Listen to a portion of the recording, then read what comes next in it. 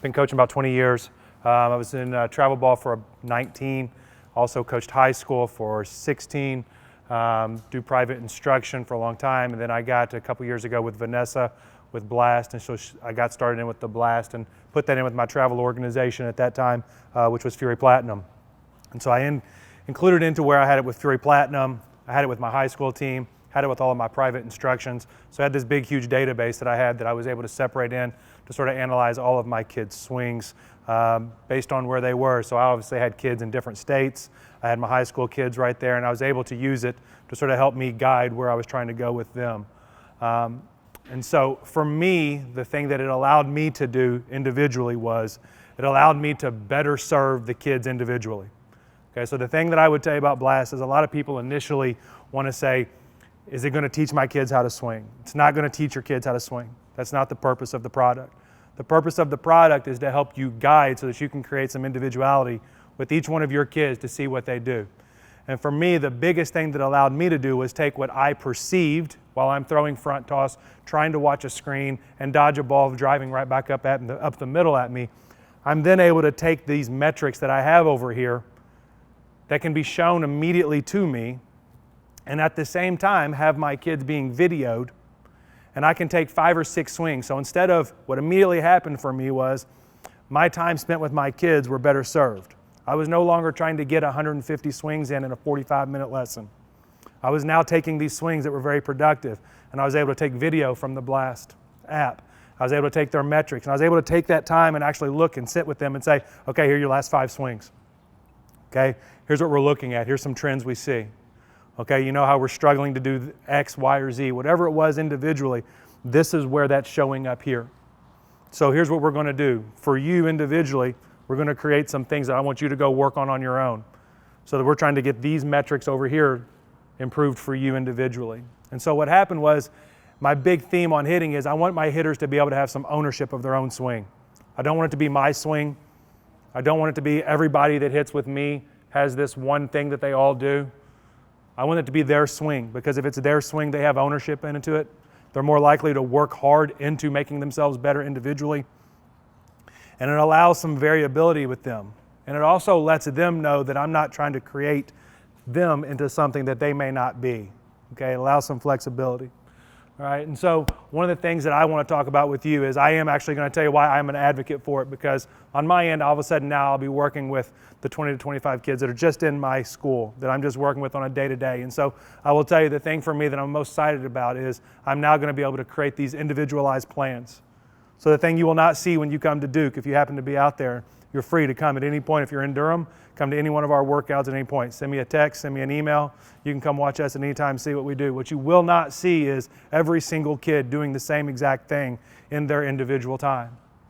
It will be very specifically focused on what that kid individually needs, and they will have say in it. We will talk about it. And so I've already met them. I have some very bright kids who think that they need to know every single little thing. And before I get into it, I will tell you this. The one thing that this can cause for you is kids starting to hunt a metric. They can start hunting numbers. So my biggest advice to whether you're at the travel ball, you're an individual, you're a dad, you're a mom, you're a high school, a college, an organization, whatever you are, is don't hunt numbers with them. The less they actually know, it's probably the best long term. You're trying to give them some general ideas of what we're trying to lead to, but I'm the one who typically looks at all the numbers. Okay, if they want to know, then I will share in small doses, but that's for me. Okay, and so for me, why do we use Blast? Well, for me, it gives immediate info. It's immediate, and it also tracks it long term.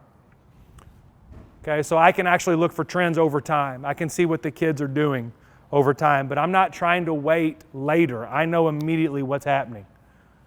Okay, I get my instantaneously, I'm getting all of the metrics. And the beauty for me is I get to pick which metrics I want.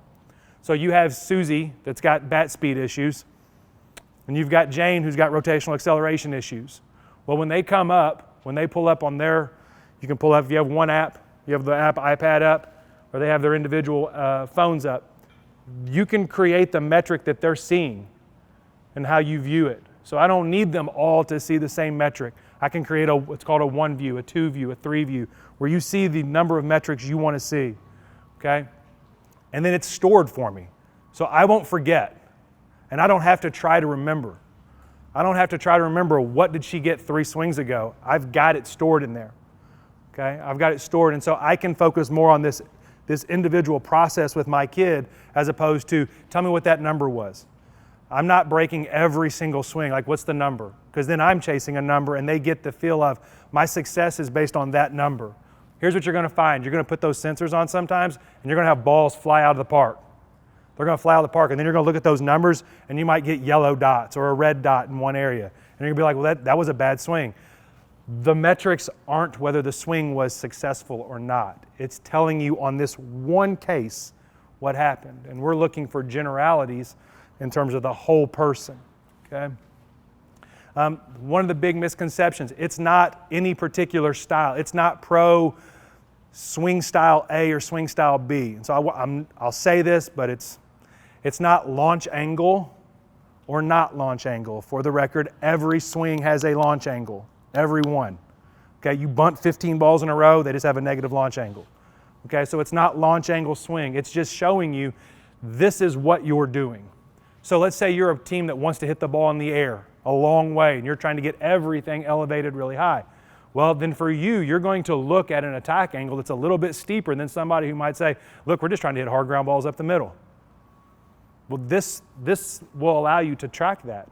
If you're trying to hit hard ground balls up the middle, then you need your metric to be a negative attack angle.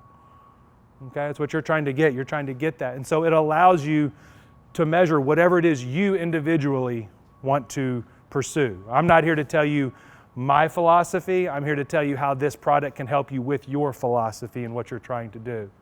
Okay? It doesn't teach a swing, it tells you what your swing is already. Okay? It's the biggest thing I would tell you. And so here's one of the things. So we always talk about what we're trying to get to. Long term, what are we trying to get to? So I think the best thing is it's evaluating whether I'm having growth, regression, or stagnant over time. I can pull up these reports and I can see what my players were doing in January, and then I can look in July. And if we're at the same exact point and there's nothing that's changing, I need to personally look at what I'm doing, because what I'm doing isn't actually being very effective. Okay, and I can look for trends. Maybe I'm decreasing in one. Now, I'm not necessarily always going to look for growth in every single metric. Okay, I'm going to go into in a minute about how I actually think the data is most useful. But it allows me this ability to see if what I'm doing is going to be beneficial long term. And it allows me, we talk about our players, like reflect on what you're doing. Are you getting better? As a coach, I have to do the same thing. I have to honestly take a good look and say, okay, I've been doing this for 3 months and my kids are not changing. So what I'm doing isn't being effective. So how can I change that for them? Okay. The team goals are trackable. So like as a team, you can set your individual, but you can also set these team goals of what we're trying to do in general. It's all trackable right there. When you can create your reports on your team, individual teams, you can break your team up into slappers, power hitters, your corners, your outfielders, your middles. And so if you're looking for lineup stuff, like, okay, well, today I need the kids who can do this. Well, you can find out who's doing what you want the best at those individual positions in terms of how you're creating reports, okay? And it provides accountability. So this is the one that I hear from a lot of people they like the most. I think it's good, but I don't think it's the most useful thing of it. I hear a lot of people say, well, I'd love to know how much my kids are swinging. Okay, so I will tell you, like, I don't actually ever put my sensors on unless we're swinging live now. Early on, I did it just because I was a numbers guy and I just wanted all these numbers. So they would hit one-handed tee work, and I had a sensor on it. Well, it was useless. It was useless information, but I just wanted the numbers. We only use our sensors now when we're going something live, okay, a moving ball of some type, okay? So it provides accountability. So, Jane says she's been swinging 200 swings a day for the last 6 weeks. And you go to the board and you can look at it and you can see right there when you put it up online, she hasn't swung but once in the last 2 weeks and she took 20 swings. And so what will happen is the forget my sensor is what you will hear initially. Yeah, I forgot to put my sensor on. But you don't forget to put your sensor on for 2 straight weeks. Once, okay, but there's some accountability.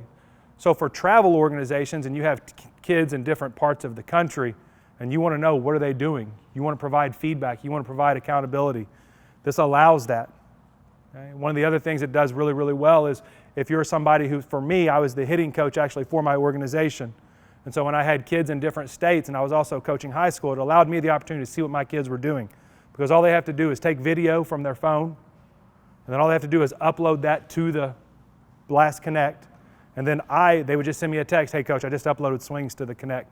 I said, okay. And so I said, I'll look at it in the next 24 hours. So I would just get online, I'd pull it up on my laptop, and then I can look and analyze those swings, knowing what they were trying to work on, and I can give them audio feedback with any type of diagrams I want to draw in there so they can sort of see that. And it allowed me to actually coach them without being right there with them. And it's a unique, one of the things that I found as a travel ball coach to be one of the best ones. And I think it's good for a group accountability. As a team, this is what we're trying to do as a team. And so when you have big organizations, you know, it can create some competition between which team is getting the most swings in, which team is getting the highest bat speed average. There's some things in there within a big, large organization that it provides for you. And then here's the thing that I think on my end. I learned. I got better as a coach because I learned through my kids. I learned how to use the metrics. So I will be honest, when I first started, I thought that I should have the same standards across the board because this is what I wanted my kids to do.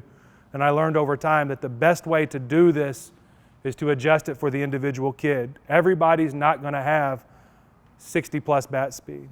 They're just not, because you have different ages. So if I'm telling every single kid, if I said as across the board we want 60 as our bat speed, well, the kid who's got 55 is always going to feel like she's failing. So my job is, how can I make that kid with that 55 mile an hour bat speed, how can I make her the best version of herself? And I had to understand it wasn't about my goals, it was about them. I had to make what I was doing as a coach about them individually, because I'm going to coach. I've been coaching for 20 years. There'll be another, hopefully 20 years of me. For these young ladies, this is their one window to get through it. And so I had to make sure that I was making them the best versions of themselves. And I think the thing is, hitting is more than just data. So I was a math teacher for a long time, 15 years as a math teacher, taught high-level math. So numbers are good for me. I like them. My kids don't always like them.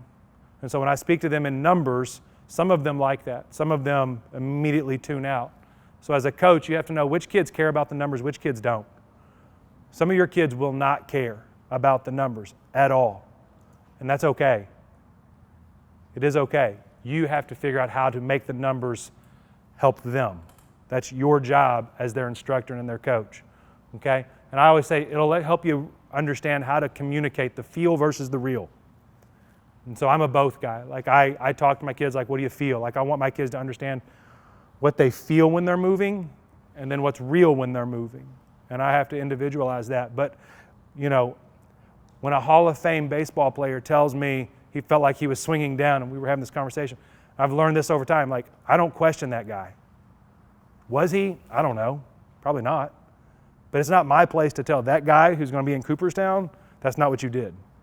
Like, it worked for him. And so I think the more we can understand how our players relate to this, the better off we're going to be as coaches for them. Questions about why? Questions about how I used it before I tell you how I use it in best practice? Questions about on the backside that I can answer about anything yet? No? All right, so here's my suggestions. Take them, leave them. Like, this is what I like to do. For me, I always want to create game-like situations or some competition-like situation, okay? Your information, your tee and soft toss data aren't reliable. They're valid, they're not reliable. And those are different things. Are those numbers real? Yes, they're real, but they're not the swings that you're going to get in the game-like situation. And so our job is to prepare them for the contest, not prepare them for BP, not prepare them for practice, but to use this to prepare for them when they're going to see. And so, for me, if I've got to face somebody throwing 65 to 70, I can't be exposing them to 55, 60 all of the time. If you're a 14 and under coach who's only seeing 55 fastball changeup, well, then that's what you need to expose them to. You don't need to expose them to 70. Well, because that's what the organization over here faces. You need to make it about them and what their situation is. And so for me, it's velocity, spin, both. That's for me what I'm always trying to compare. I want to create velocity, a stressor for them, right? I want to create spin, and sometimes I then want to put them together and create velocity with spin. And for me, I chart, compare data, outcome relationships for the individual players. So In a perfect world, they're going to get 12 to 18 swings. I do rounds of 6. We talk about six pitch at bats, so we get 6 pitches. And so if they foul off the last pitch, they're out. Like that's their round. So we want them to focus. We want to make them maintain some focus on every single pitch so that they're swinging at pitches that they can hit, understanding, and they understand that there's always not one more. That's just me. So what I do is you can swing numbers. So if I have every kid has a sensor, then I know swing 1 is whatever it was. And so I'm charting it. Swing 1 comes in. Let's say we're throwing 60 in today. Okay, so we're just throwing 60 mile an hour fastballs inside today. So you're going to get 18 swings today. I've got a group of 4. Okay, so the first 10, all right, we're counting them. I'm just creating charts. They're going to go ground ball, fly ball, line drive, hard hit ground ball, weak fly ball, hard hit fly ball. And so swing 1, I get the feedback. I'm just going to put this on a chart for every kid. Okay, I already know the pitch. I can put that at the top, and I'm just going to chart what they did. I don't need to see the metrics because they're already stored for me. They're stored in the backside, so when I pull up swing 1, I know what the metrics were for this outcome. All right? And so then when I go back, I now can create over time trends. I've got trends for what's happening. All right? What type of numbers they're getting. And then I'll change it for pitch type and outcome. Okay? Rise in, drop away, drop in, etc. Okay? Then I can combine them. We're going 55 mile an hour change-ups in. Okay? We're going, if you have whatever it is, you can create your hack attack, create your different spins. You have patterns. You know your pattern. Whatever it is. And so it's like, well, I don't have all that. You can throw fastballs. You can throw a live arm from a distance. So you want to create 60, but you're like, I don't have anybody that can do 60. Okay, so it's an easy formula. You just figure out how hard you can throw, get a pocket radar, throw it, have somebody gun you, figure out the distance you need to be from that person to simulate that reaction time. Okay, and you can do that for yourself. All right, so we do that. So my kids are not using this in their warm-ups. Okay, less is okay. Like this is one of the biggest things for me. My kids actually swing less reps, but I do think they're more productive reps. So when they're in there, there's a focus. We're not, a lot of times I see kids when they come in, they swing to get loose, we get loose to swing. One thing as an organization that I think anybody can look at is, are my kids swinging to get loose, or are they getting loose to swing? The 3D tracer and the video are immediate visual feedbacks for you. So for us, we look at them. If I got 4 kids or 3 kids, after you hit, you can just go back and look at your 3D tracer. You can look and it'll show you what your swing path was. All right, and they get that visual feedback. Some of your kids are very visual. They will go, oh, I had no idea that's what my swing was looking like. All right. You can watch individually or together. Sometimes we'll have our other kids look at it and say, this is what I noticed. Hold them accountable to understanding what we're trying to get done as individuals. There's multiple views on the tracer. So for me, I like the up top view a lot. So when I have my 3D tracer, it can go to the top so I can see that path over the plate. I like that view. I don't get to video that view much. Okay, so that it shows the length of my barrel in the zone. Okay, as opposed to from the side, I can't always see that. All right, so I'm looking more for the track as opposed to the circle, personally. Slow motion. Anytime you take a video, just so you know, when you play it back, it plays back in slow motion for you. And they splice it for you. So how many of you have never seen Blast? You've never seen the actual metrics, how it works. Okay, so here's what happens. If you take 20 swings right in a row and you just video it, the app automatically splices all 20 swings for you into 20 different videos. And every swing has the metric on it. You don't have to go back and cut and edit that. It does it for you. Okay? I think managers across the country at the Division I level were happy about that. Okay, now focus on the metrics you care about. You don't need to focus on all of them. Just focus on the ones you care about. Figure out why you care about them. Don't just say, oh, I'm going to pick bat speed. Well, why do you care about it? Let your kids know why you care about them. Okay? Don't chase a number, chase barrels. I know I've got to go. I've got to move on. Getting started, here's what I'll tell you. Do what your budget allows. If you can only buy one sensor, you can work and you can make your kids better with one sensor. okay? You don't have to buy a whole team. If you can get one sensor, you can make your kids better, okay? One, just create a session for every single kid every time they come up, and then you can sort by their name, and you can get all their information. Be vulnerable. When I stopped trying to look for reasons I was right and stopped trying to find confirmation bias, I became a better coach. When I started looking for reasons that maybe what I'm teaching was flawed or wrong, I started to ask for help, and I talked less and I listened more. And once I started listening more, I became better. Okay? Last thing, if you have, I will tell you this, I've done the journey of at the high school, at the travel. If you have any questions about how just to get it going with your organization, feel free to reach out to me. Email me. I'm on Twitter. I'm on Instagram. I will respond. I was told not to give out my cell phone number because I'd get crazy text from all hours of the night from across the country. So I just gave you, but contact me. I will help in any way I can. Questions? Yes, sir. What was the biggest misconception about hitting you had after getting the new data?